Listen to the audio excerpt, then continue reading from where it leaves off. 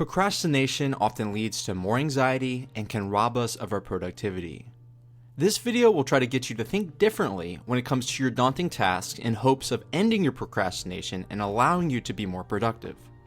A good starting point is discussing Parkinson's law. Parkinson's law is the old adage that work expands to fill the time allotted. Simply put, if you're given a year to complete a task, you'll perceive that task as requiring a year's worth of effort. Now, it is important to accurately estimate how long a task will take because you want to ensure quality work. But there are times when giving yourself less time can be more helpful.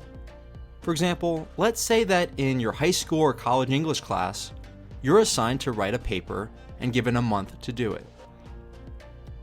The task seems daunting, but you don't stress too much about it because you know you have a lot of time to do it. But before you know it, the paper is due the next day and you haven't even started. Yet despite only having one day to do a month-long assignment, countless students are able to write the paper and get a good grade on it. It's a common yet incredible feat when you really think about it. I think Parkinson's law factors in here. You see, because you now have only a day to write the paper, the task becomes perceived as a day-long task in your mind. It's perceived as a smaller and less daunting task. Plus, you no longer have time to waste, and you have no longer time to obsess about being perfect, and you simply get to work and crank it out. It may seem counterintuitive, but with the current task that is stressing you out and making you want to procrastinate, it could be because you have too much time to complete it. And that large chunk of time has you perceiving the task as more difficult than it really is. For example, with these animated videos on my channel, I used to give myself a week to complete the video, but noticed I wasn't consistently producing a video each week and was often stressed out during the whole week procrastinating on getting started. Now I still strive to put out a video each week, but my deadline has become even stricter. I give myself one day to complete the video.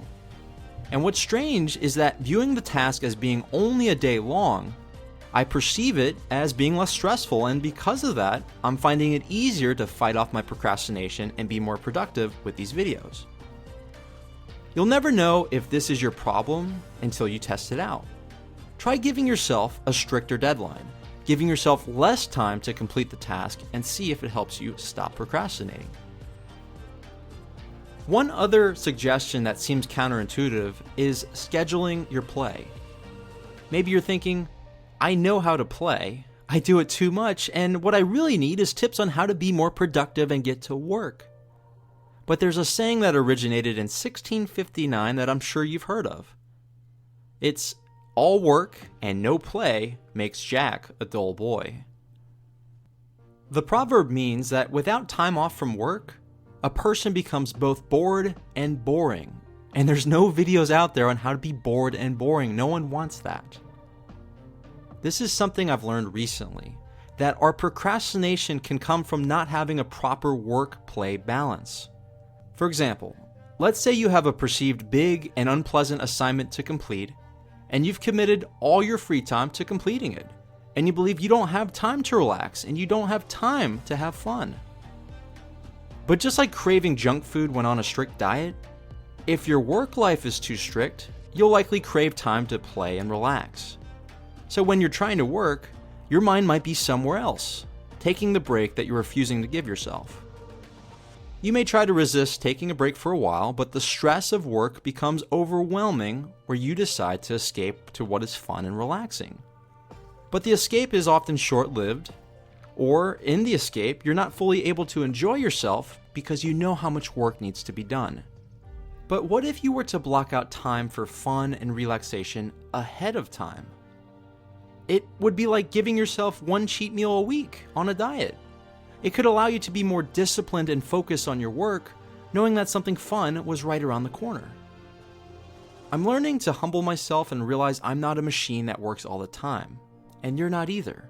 And it's important to schedule time to rest and relax, and to do things that are fun and enjoyable.